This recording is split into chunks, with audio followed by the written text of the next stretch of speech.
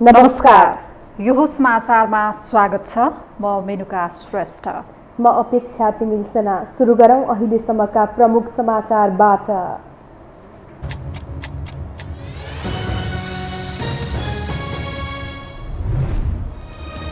एमालेको विरोधका बीच सरकारद्वारा 16 खर्ब 32 अर्ब रुपियाँको प्रतिस्थापन बजेट प्रस्तुत। दीर्घरोगीहरूलाई मासिक 5,000 राहत। खोप खरिदको लागि 5 अर्ब विनियोजन। तत्कालै मन्त्री परिषद विस्तार गरेर सरकार र संसदका कामलाई गति दिने सत्ता गठबन्धनको निर्णय। भोलिसम्म मन्त्रीको नाम दिन शीर्ष नेताहरूलाई प्रधानमन्त्रीको आग्रह। नेपालका शीर्ष नेतालाई एमसीसी प्रति सकारात्मक बनाउन फतिमाको प्रयास जारी। पक्षमा राष्ट्रिय सहमति जुटाउन आग्रह। साझा धारणा तय गर्न परराष्ट्रविदको सुझाव। अमेरिका र चीनका राष्ट्रपति बीच 7 महिनापछि पहिलोपटक टेलिफोन वार्ता। प्रतिस्पर्धालाई जिम्मेवारीपूर्वक व्यवस्थित गर्न दुवै देश सहमत। र साफ च्याम्पियनसिपको तयारीका लागि नेपाली राष्ट्रिय फुटबल टिम कतार प्रस्थान। 15 दिने विशेष प्रशिक्षणपछि कतारबाट मालदिभ जाने कार्यतालिका।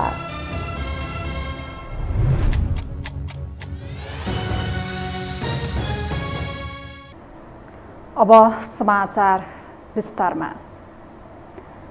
तत्कालीन प्रधानमन्त्री केपी शर्मा ओली सरकारले ल्याएको बजेटको आकार र प्रतिस्थापन विधेयक मार्फत घटाइएको छ। अर्थमन्त्री जनार्दन शर्माले नेकपा एमालेका सांसदको नाराबाजी र अवरोधका बीच 16 खर्ब 32 अर्ब 83 करोड रुपैयाँको बजेट प्रस्तुत गरेका हुन्। एक रिपोर्ट। प्रमुख प्रतिपक्षी दल नेकपा एमालेको चर्को विरोध र नाराबाजीका बीच प्रतिस्थापन विधेयक संसदमा प्रस्तुत भएको छ। अवरोधकै बीच सरकारले चालु आर्थिक वर्ष 2078-79 को बजेटलाई परिमार्जन गर्दै 16 खर्ब 32 अर्ब 83 करोड रुपैयाँ बजेटको प्रतिस्थापन विधेयक बजेट ल्याएको हो। अर्थमन्त्री जनार्दन शर्माले शुक्रबारको प्रतिनिधि सभा बैठकमा अर्थ सम्बन्धी अध्यादेशहरूलाई प्रतिस्थापन गर्ने विधेयक प्रस्तुत गर्दै चालु आर्थिक वर्षमा 16 खर्ब 32 अर्ब 83 करोड रुपैयाँ बजेटको प्रतिस्थापन विधेयक ल्याएका हुन्। अध्यादेश मार्फत प्रस्तुत भएको बजेटको तुलनामा 16 अर्ब 74 करोड रुपैयाँले बजेटको आकार भने घटाइएको छ। कुल विनियोजन मध्ये संघले खर्च गर्ने चालुतर्फ 6 खर्ब 77 अर्ब 79 करोड रुपैयाँ अर्थात् 41.52%, पुँजीगततर्फ 3 खर्ब 78 अर्ब 10 करोड रुपैयाँ अर्थात् 23.16%, वित्तीय व्यवस्थातर्फ 1 खर्ब 89 अर्ब 44 करोड रुपैयाँ अर्थात् 11.60% र प्रदेश र स्थानीय तहमा वित्तीय हस्तान्तरणतर्फ 3 खर्ब 87 अर्ब 30 करोड रुपैयाँ अर्थात् 23.72% रहेको अर्थमन्त्री शर्माले जानकारी गराए। स्थानीय तहमा वित्तीय हस्तान्तरणतर्फ रु 3 खर्ब 87 अर्ब 30 करोड अर्थात् 23.72% रहेको छ।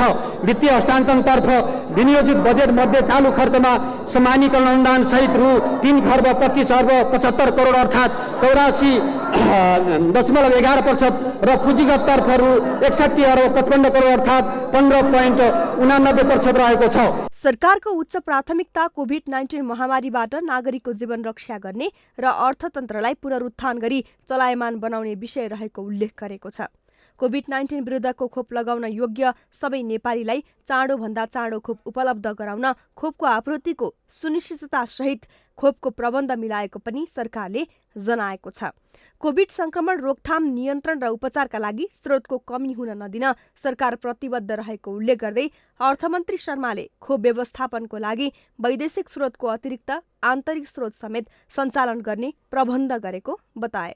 चालु खर्चतर्फ बैठक भत्ता, इन्धन, मर्मत, कर्मचारी तालिम खर्च, सिप विकास तथा जनचेतना तालिम सम्बन्धी खर्च, कार्यक्रम अनुगमन, मूल्याङ्कन खर्च, भ्रमण खर्च, विविध कार्यक्रम खर्चमा न्यूनतम 10% का दरले बजेट कटौती गरी यसरी खर्च कटौती गर्दा बचत हुने 5 अर्ब रुपैयाँ कोभिड-19 को खोप खरिदको लागि उपयोग गरिने भएको छ।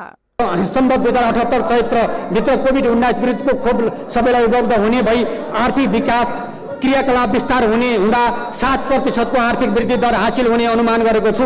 मुद्रास्फीति दर 6.5% मा सीमित हुने अनुमान गरेको छु।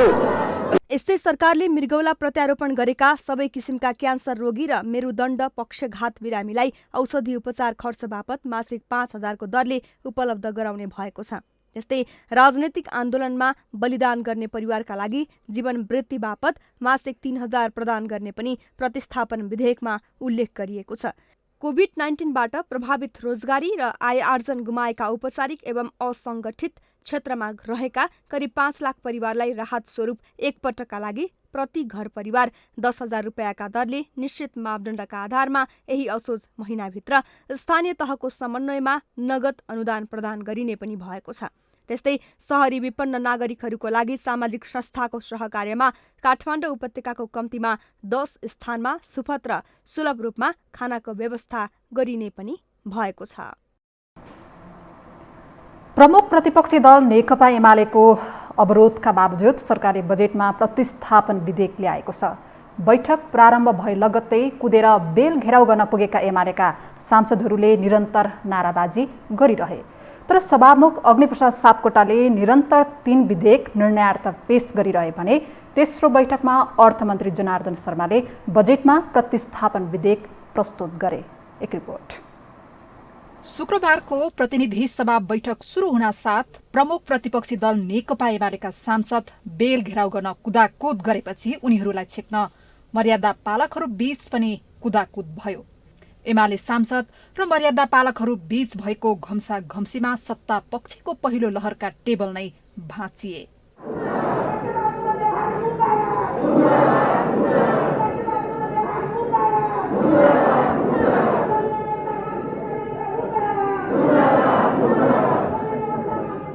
एमालेका सांसदहरूले निरन्तर नाराबाजी गरेपछि 15 मिनट बैठक स्थगित गरेका सभामुख अग्निप्रसाद सापकोटाले दोस्रो बैठक सुरु भएपछि भने पेलेरै अगाडि बढे। दोस्रो बैठक सुरु हुनासाथ सभामुखले अर्थमन्त्री जनार्दन शर्मालाई आर्थिक अध्यादेश टेबल गर्न समय दिएका थिए। एमालेका सांसद र मर्यादा पालकहरू बीच घम्साघम्सी जारी रहेकोले उक्त भिडन्त छल्दै रोस्टरमा पुग्न अर्थमन्त्री शर्माले बुकुर्सी मारेको दृश्य संसदमा हेर्न लायक थियो।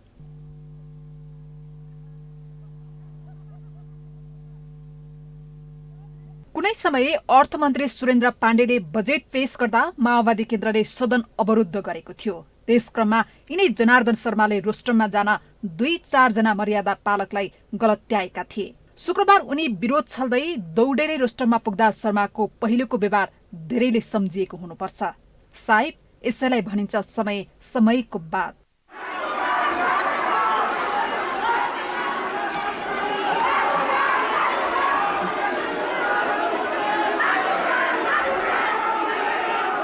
त्यसअघि सभामुखले नेपाल मजदुर किसान पार्टीका सांसद प्रेम सुवाललाई अध्यादेश अस्वीकारको प्रस्ताव पेश गर्न समय दिएका थिए। तर सुवालले प्रतिपक्षको नाराबाजीका बीच विरोधको सूचना पेश नगर्ने बताए।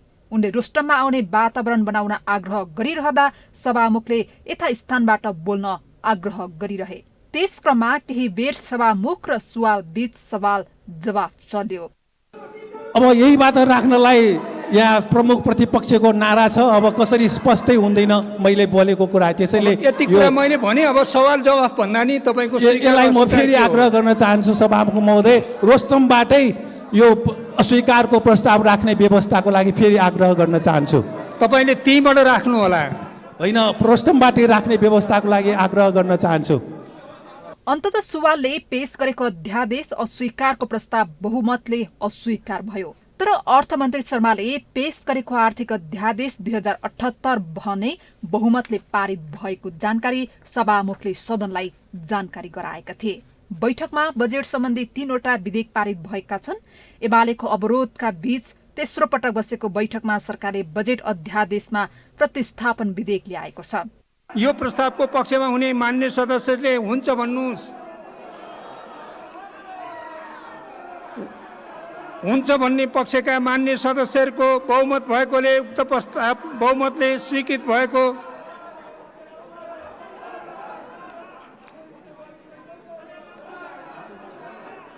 यो प्रस्तावको विपक्षमा हुने मान्य सदस्यले हुन्न भन्नुस्, हुन्छ भन्ने पक्षका मान्य सदस्यहरूको बहुमत भएकोले उक्त प्रस्ताव बहुमतले स्वीकृत भएको घोषणा गर्दछु। बैठकमा अर्थमन्त्री जनार्दन शर्माले कुल बजेट 16 खर्ब 32 अर्ब 83 करोडको संशोधित सदनमा प्रस्तुत गरेका हुन्। जसमा चालु खर्च 6 अर्ब 77 अर्ब 19 करोड र पुँजीगत खर्च 3 खर्ब 78 अर्ब 10 करोड रहेको छ। नेपाल मजदुर किसान पार्टीका सांसद प्रेम सुवालले एमसीसी सम्झौता पारित गरूँ नेपाली जनताको लागि 20 सरह हुने टिप्पणी गर्नुभएको छ। नेकपा एमालेका सांसदहरूको चर्को नाराबाजीका बीच आज प्रतिनिधि सभा बैठकमा बोल्दै सांसद सुवालले विश्वलाई नै दुःख दिने नियतका साथ आएको सो सम्झौताबारे दुविधामा नपर्न प्रतिनिधि सभाका सांसदहरूलाई समेत आग्रह गर्नुभयो। नेपाल भ्रमणमा आएकी एमसीसी उपाध्यक्ष फातिमा सुमारप्रति संकेत गर्दै उहाँले अमेरिकी अधिकारीले सो सम्झौताको सम्बन्धमा 100 थरी कुरा गरिरहेको उल्लेख गर्दै त्यस्ता कुरामा फस्न नहुने पनि बताउनुभयो। एमाले सहितको सहभागितामा एमसीसी सम्झौता पारित गर्ने तयारी गर्दैछन्। नेपाली कांग्रेसको ललिपपमा एमाले फस्नु हुँदैन। एमसीसी सम्झौता पारित गर्न खोज्ने नेताहरू अफगानिस्तानका राष्ट्रपति जस्तै देश छोडेर भाग्नुपर्ने दिन टाढा नहुने जनताको गुनासो छ। यसकारण अमेरिकी सैन्य गठबन्धनसँग सम्बन्धित एमसीसी सम्झौता खारेज गराउन नेपाली जनता र देशको पक्षमा उभिन सम्पूर्ण मान्यज्यूहरूमा सभामुख महोदय मार्फत हार्दिक आग्रह गर्दछु। सांसद सुवालले राष्ट्रघाती एमसीसी सम्झौताको विरोधमा प्रदर्शन गर्दा आफ्ना पार्टीका कार्यकर्तामाथि प्रहरीले दमन गरेको भन्दै सरकारको चर्को आलोचना पनि गर्नुभएको छ।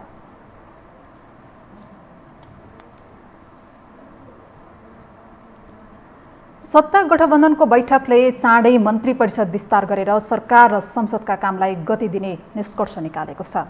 आज बालुवाटारमा बसेको गठबन्धनको बैठकमा नेताहरूले मन्त्री परिषद विस्तारमा भएको ढिलाइको प्रभाव सबैतिर परेको र त्यसले नकारात्मक असर गरिरहेकाले मन्त्री परिषद विस्तारमा अब पनि ढिला गर्न नहुने भनाइ राखेका थिए।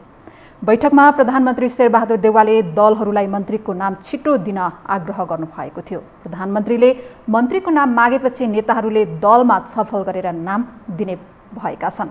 मन्त्रीको नाम टुङ्गो लागेमा भोलि नै मन्त्री परिषदलाई विस्तार गर्ने प्रधानमन्त्रीको तयारी छ।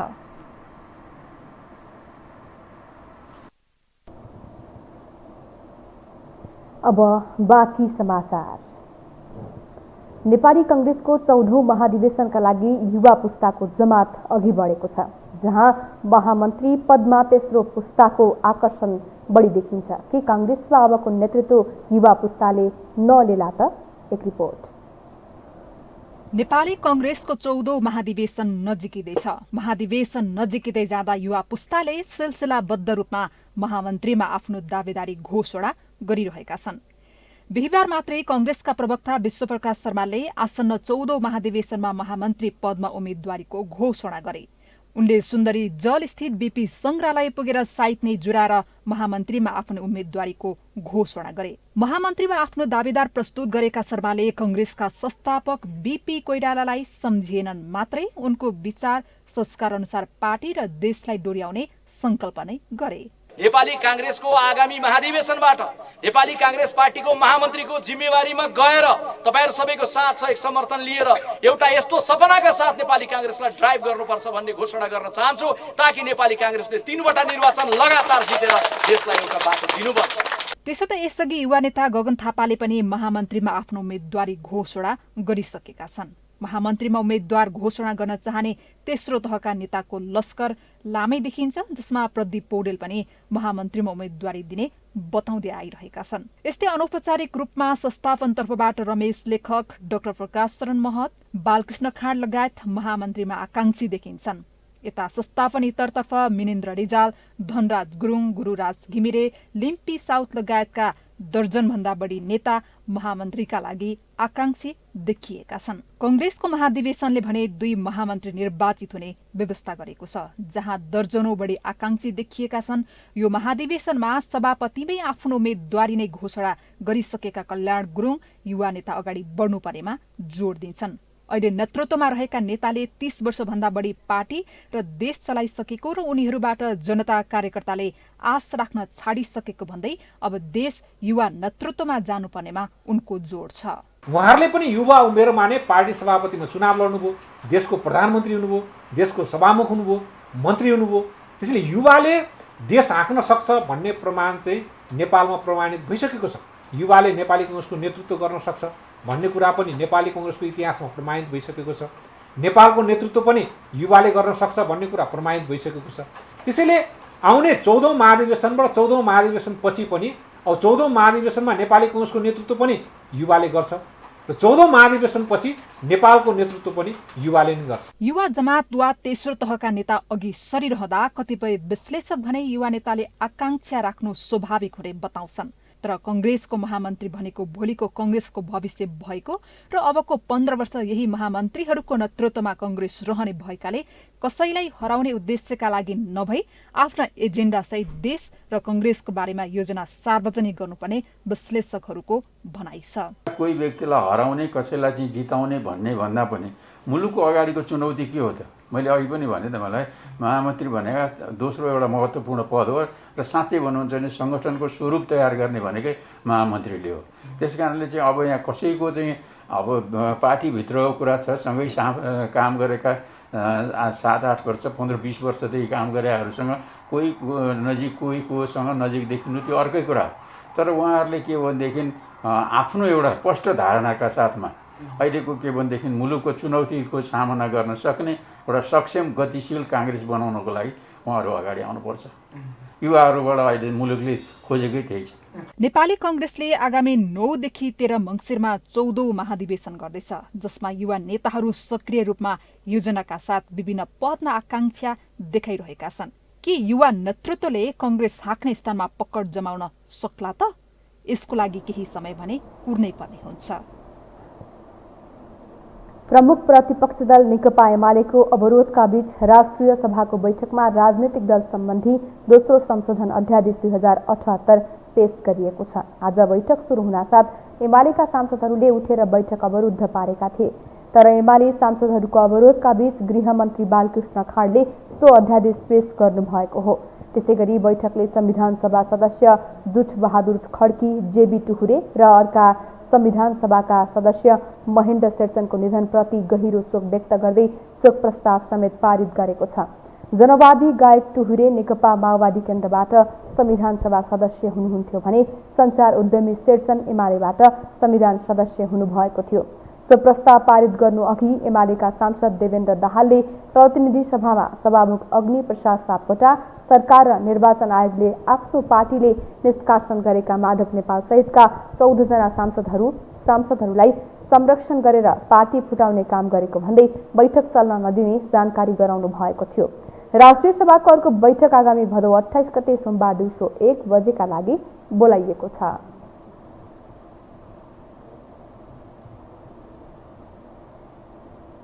एमसीसी की उपाध्यक्ष फतिमा सुमार सहितको टोली यति बेला नेपाल भ्रमणमा छ। बिहिबार नेपाल आएबाटै शीर्ष नेताहरूसँगको भेटलाई तीव्र पारेको टोलीले सो कार्यलाई शुक्रबार पनि जारी राख्यो।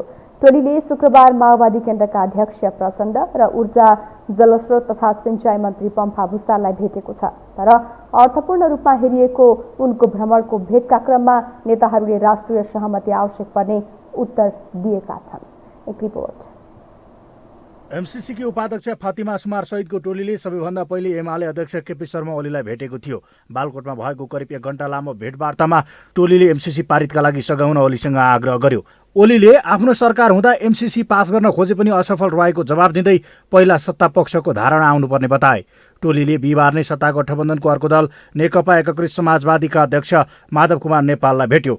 ओलीले आफू प्रतिपक्षमा रहेकोले यसको जिम्मा सरकारमा भएको उत्तर दिएपछि नेपाललाई भेट्न पुगेको टोलीले एमसीसी पास गरे नेपालको हितमा हुने बताएको थियो। सिंहदरबार स्थित संसद सचिवालयमा झण्डै 1.5 घण्टा नेपाल सहितका नेताहरूसँगको छलफलका क्रममा टोलीले सम्झौता पास गर्नका लागि दबाब भने नदिने बताएको समाजवादीका प्रवक्ता गङ्गालाल तुलाधारले जानकारी दिए। अब हामीबाट पनि उहाँहरूले अलिक धेरै नै अपेक्षा गर्नुभएको जस्तो पनि देखियो। त्यो भएर भनेको यो सम्पूर्ण नेपाली जनताकै हितमा हो। एमसीसी भनेको यो कुनै अर्को स्वार्थका निम्ति हुँदै होइन। यो कुरा तपाईहरू गर्नुहुन्छ, तपाईहरूको हितमा छ। गर्नुहुन्न भनेर भनेपछि तपाईहरूकै अहितमा हुने खालको कुरा हो। हामी कुनै पनि हिसाबले तपाईहरूलाई दबाब दिने यो आशयबाट यहाँ आएका होइनौँ पनि भन्नु हो। एमसीसीको टोलीले बिहिबार नै जनता समाजवादी पार्टीका संघीय परिषद अध्यक्ष डाक्टर बाबुराम भट्टराई र अध्यक्ष उपेन्द्र यादवसँग पनि भेटवार्ता गरेको थियो। भेटवार्ताबारे जानकारी गराउँदै डाक्टर भट्टराईले छलफल उपयोगी भएको प्रतिक्रिया दिएका छन्। आफ्नो राजनीतिक भेटघाटलाई तीव्र बनाएको टोलीले शुक्रबार भने नेकपा माओवादी केन्द्रका अध्यक्ष पुष्पकमल दाहाल प्रचण्ड लगायतका नेताहरूलाई भेटेको छ। प्रचण्डसँगको भेटवार्ताका लागि उपाध्यक्ष सुमार सहितको टोली शुक्रबार बिहान प्रचण्ड निवास खुमलटार पुगेको थियो। उनीहरूबीच करिब 1 घण्टा कुराकानी भएको थियो। भेटवार्तामा प्रचण्डको सचिवालयका प्रतिनिधि र एमसीसीका प्रतिनिधि सहभागी थिए। भेटमा सुमारले एमसीसी नेपालको हितमा रहेको बताएकी थिइन्। सुमारसँगको भेटमा प्रचण्डले एमसीसी राष्ट्रिय बहसको विषय बनिसकेकोले राष्ट्रिय सहमतिपछि मात्रै पारित गर्नुपर्ने आफ्नो पार्टीको धारणा रहेको बताएका थिए। यसरी दौडधुपका साथ शीर्ष नेताहरूलाई भेटिरहेको एमसीसी टोलीले आफू अनुकूलको जवाब भने पाउन सकेको छैन। यसको सन्देश के हो त? आज चिज पास गर्न नमिल्ने स्थितिमा अपोजिसन पनि छ। यसरी सबै दल के अपोजिसन अब काङ्ग्रेसभित्र पनि युवा पुस्ताले जनमतलाई व्यवस्था गरिकन आज चिज पास गर्नु हुँदैन भनेको छ। यसरी देश अब यो संशोधनको पक्षमा गइसक्यो। आज चिज पास गर्नु हुँदैन भनेर। एमसीसी कम्प्याक्टमा नेपालका दलहरू विभाजित भइरहेका बेला एमसीसी अध्यक्ष सुमार तथा सहायक उपाध्यक्ष जोनानाथ ब्रुकसहितको प्रतिनिधि मण्डल नेपालको 4 दिने भ्रमणमा आएको हो। जनस्तरमा चर्को विरोध भइरहेका बेला टोली उच्च सुरक्षाका बीच एमसीसी बारे बुझ्न भन्दै यहाँ आएको हो। एमसीसी कम्प्याक्टमा नेपालका दलहरू विभाजित भइरहेका बेला अध्यक्ष सुमार तथा सहायक उपाध्यक्ष जोनाथन ब्रुकसहितको प्रतिनिधि मण्डल नेपालको 4 दिने भ्रमणमा छ। जनस्तरमा चर्को विरोध भइरहेका बेला टोली उच्च सुरक्षाका बीच एमसीसी बारे बुझ्न भन्दै नेपाल आएको हो। टोली विरुद्ध विमानस्थलमै प्रदर्शन भएको थियो भने बालकोटबाट फर्कँदै गर्दा पनि कालो झण्डा देखाइएको थियो। यसरी प्रतिकूल समयमा टोलीको नेपाल भ्रमणलाई अर्थपूर्ण रूपमा हेरिएको छ। यो हो टेलिभिजनका लागि कुलचन्द्र विष्ट, काठमाडौँ। परराष्ट्रविदहरूले नेपालको परराष्ट्र सम्बन्धलाई बलियो बनाउने गरी साझा धारणा तय गर्न सरकार र राजनीतिक दलहरूलाई आग्रह गरेका छन्। परराष्ट्रविद ज्ञानचन्द्र आचार्य, डाक्टर मृगेन्द्र कार्की लगायतका विज्ञहरूले अफगानिस्तानमा तालिबानी विद्रोहीको कब्जाको घटनाबाट पाठ सिकेर परराष्ट्र सम्बन्धलाई बलियो बनाउने गरी साझा धारणा तत्काल बनाउन नेपाल सरकार र राजनीतिक दलहरूलाई आग्रह गरेका हुन्। पूर्व राजदूत समेत रहनुभएका आचार्यले अन्य देशको अस्वाभाविक प्रभाव र दबावलाई ठेगेर मुलुकलाई अघि बढाउन राजनीतिक दलहरूले समान धारणा सहितको परराष्ट्र नीति ल्याउन ढिलाइ गर्न नहुने प्रश्न पार्नुभयो। त्रिभुवन विश्वविद्यालय नेपाल तथा एसियाली अध्ययन केन्द्र सिनासका कार्यकारी निर्देशक डाक्टर मृगेन्द्र कार्कीले मुलुकको राष्ट्रिय सुरक्षाप्रति चिन्ता व्यक्त गर्दै त्यसलाई बलियो बनाएर लैजानुपर्नेमा जोड दिनुभयो। कार्यक्रममा उनीहरूले भारतसँगको खुला सीमा पनि नेपालको राष्ट्रिय सुरक्षाका लागि चुनौतीको विषय रहेको औल्याएका थिए। हामीसँग समाचार बाँकी नै छन्। अहिलेलाई विश्राम।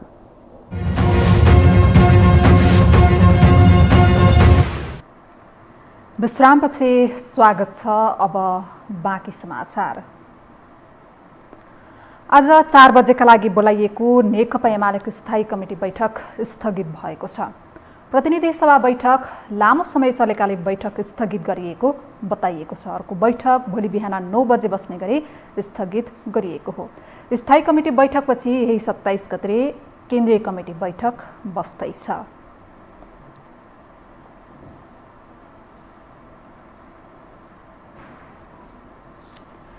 ऊर्जा मन्त्री पम्फा भुसाले मानव निर्मित विकासका प्रभावका कारण वातावरणमा परेको असर अध्ययन गर्नुपर्ने जरुरी रहेको बताउनु भएको छ। आज जलस्रोत अनुसन्धान तथा विकास केन्द्रको 6औं वार्षिक उत्सवमा मन्त्री भुसाले मानव निर्मित विकासका प्रभावका कारण वातावरणमा परेको असर अध्ययन गर्नुपर्ने जरुरी रहेको बताउनु भएको हो। उहाँले अहिले विश्वमा भइरहेको अति विकसित र विकासशील राष्ट्रहरूले गरेका औद्योगिकरण लगायत विज्ञान प्रविधिका कारणले वातावरणमा गम्भीर असर परिरहेको बताउनुभयो। मानव निर्मित प्रभावहरू छन्, यसको अध्ययन स्वतः जरुरी छ। सँगसँगै अहिले विश्वमा भएको अति विकास र एकदमै विकासशील भन्ने राष्ट्रहरूले गरेका गतिविधि, औद्योगिकरण लगायतका अरू विज्ञान प्रविधिका प्रयोगबाट क्लाइमेटमा परेको प्रभाव हामी त्यो भोगिरहेछौँ। अहिले अर्कैले विष खाएको छ अनि त्यसको प्रभाव हामी जस्ता राष्ट्रले भोगेका छौँ। कार्यक्रममा जलस्रोत अनुसन्धान तथा विकास केन्द्रका कार्यकारी निर्देशक डाक्टर महेश्वर श्रेष्ठले जलस्रोतको विविध पक्षमा अनुसन्धान गर्नुपर्ने बताउनुभयो।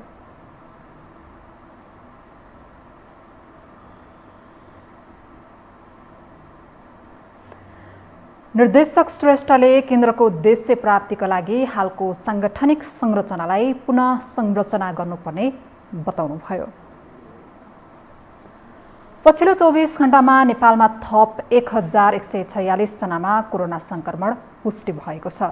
स्वास्थ्य तथा जनसङ्ख्या मन्त्रालयका अनुसार 8549 नमुनाको PCR परीक्षणमा 961 जना र 2367 जनाको एन्टिजेन परीक्षण गर्दा 185 जनामा कोरोना संक्रमण पुष्टि भएको हो। यस्तै संक्रमणबाट थप 21 जनाको मृत्यु भएको छ भने 1660 जना संक्रमण मुक्त भएका छन्।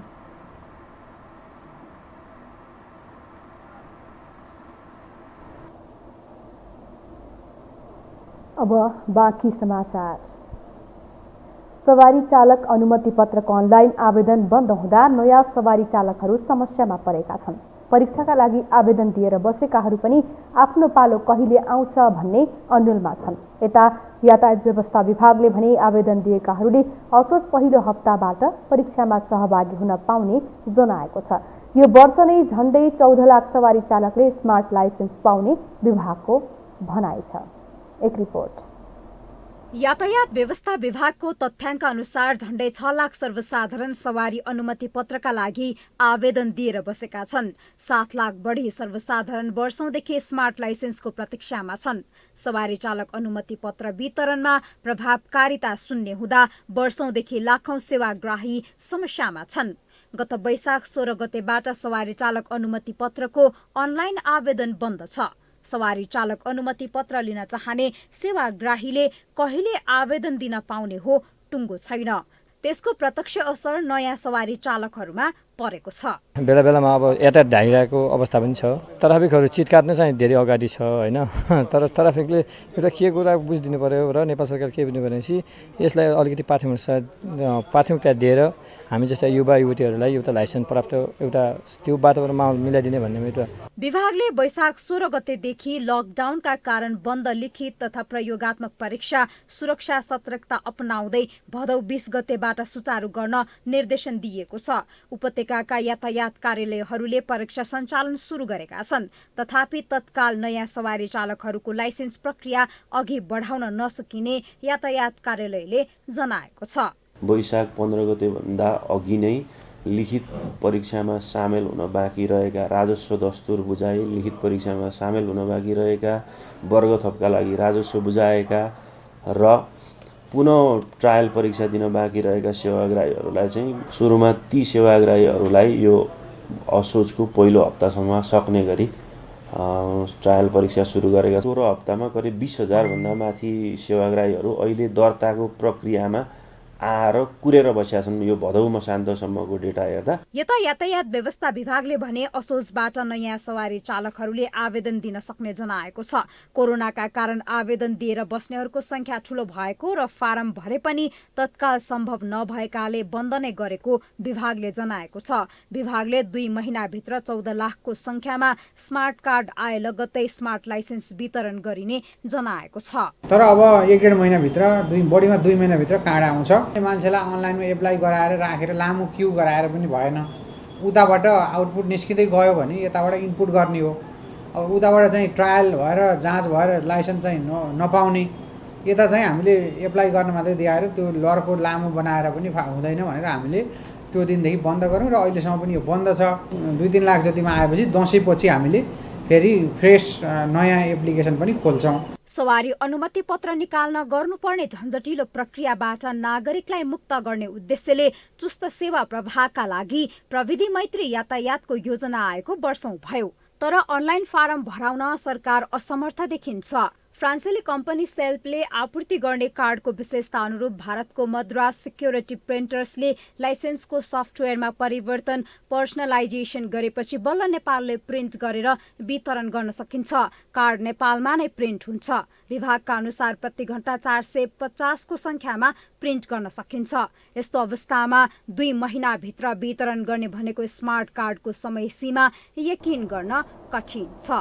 यो हो टेलिभिजनका लागि क्यामेरामा निशान्त तामाङका साथमा निम्लिकी शेर्पा, काठमाडौँ। आजबाट भक्तजनका लागि पशुपतिनाथको मूल मन्दिर खुल्ला गरिएको छ। कोरोनाबाट बच्न 4.5 महिना भक्तजनका लागि बन्द गरिएको पशुपतिनाथ मन्दिर आज बिहान 6 बजेदेखि खुल्ला भएको हो। पशुपतिनाथसँगै पशुपति क्षेत्रका गुहेश्वरी लगायत मन्दिर पनि भक्तजनका लागि खुल्ला गरिएको पशुपति क्षेत्र विकास कोषले जनाएको छ। नयाँ भेरिएन्ट सहितको कोरोना संक्रमण तीव्र भएपछि गत वैशाख 10 गतेदेखि पशुपतिनाथ मूल मन्दिर भक्तजनका लागि बन्द गरिएको थियो। पशुपतिनाथ मन्दिर दर्शन गर्न जान चाहने भक्तजनले अनिवार्य रूपमा मास्क लगाउनु पर्नेछ। एक पटकमा 25 जना भक्तजनलाई मात्र मन्दिर प्रवेश गराइनेछ। लामो समय बन्द गरिएको पशुपतिनाथ मन्दिरमा बिहिबार क्षमा पूजा गरिएको थियो।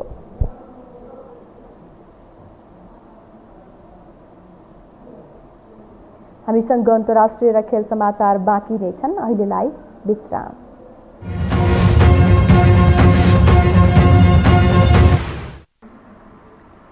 विश्रामपछि पुनः स्वागत छ। अब पालो अन्तर्राष्ट्रिय समाचारको।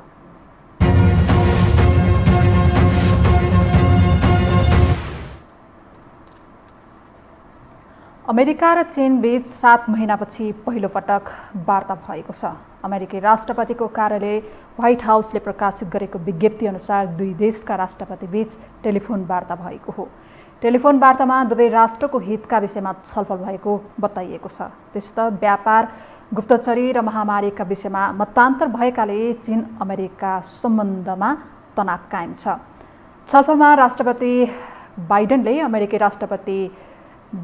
अमेरिका र चीन बीचको प्रतिस्पर्धालाई जिम्मेवारीपूर्वक व्यवस्थित गर्ने अमेरिकाको प्रयास जारी भएको बताएका छन्। अब खेलकुद समाचार।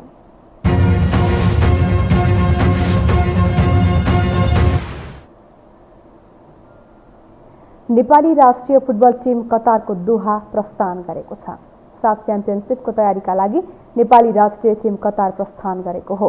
प्रशिक्षक अब्दुल्लाह अल मुताइरीको नेतृत्वमा नेपाली टिमले कतारमा 15 दिन विशेष प्रशिक्षण गर्नेछन्। प्रशिक्षणपछि नेपाली टिम कतारबाटै मालदिप्स जानेछन्। मालदिप्समा आयोजना हुने साफ च्याम्पियनसिप असोज 15 देखि 30 गतेसम्म आयोजना हुनेछ।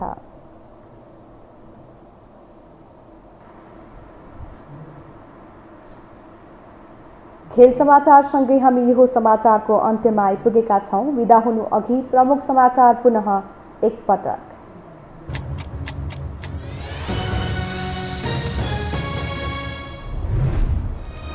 एमालेको विरोधका बीच सरकारद्वारा 16 खर्ब 32 अर्ब रुपियाँको प्रतिस्थापन बजेट प्रस्तुत। दीर्घरोगीहरूलाई मासिक 5,000 राहत, खोप खरिदको लागि 5 अर्ब विनियोजन। तत्कालै मन्त्री परिषद विस्तार गरेर सरकार र संसदका कामलाई गति दिने सत्ता गठबन्धनको निर्णय। भोलिसम्म मन्त्रीको नाम दिन शीर्ष नेताहरूलाई प्रधानमन्त्रीको आग्रह। नेपालका शीर्ष नेतालाई एमसीसी प्रति सकारात्मक बनाउन फतिमाको प्रयास जारी। पक्षमा राष्ट्रिय सहमति जुटाउन आग्रह। साझा धारणा तय गर्न परराष्ट्र दूतको सुझाव। अमेरिका र चीनका राष्ट्रपति बीच 7 महिनापछि पहिलो पटक टेलिफोन वार्ता। प्रतिस्पर्धालाई जिम्मेवारीपूर्वक व्यवस्थित गर्न दुवै देश सहमत। र साफ च्याम्पियनसिपको तयारीका लागि नेपाली राष्ट्रिय फुटबल टिम कतार प्रस्थान। 15 दिने विशेष प्रशिक्षणपछि कतारबाटै मालदिप्स जाने कार्यतालिका।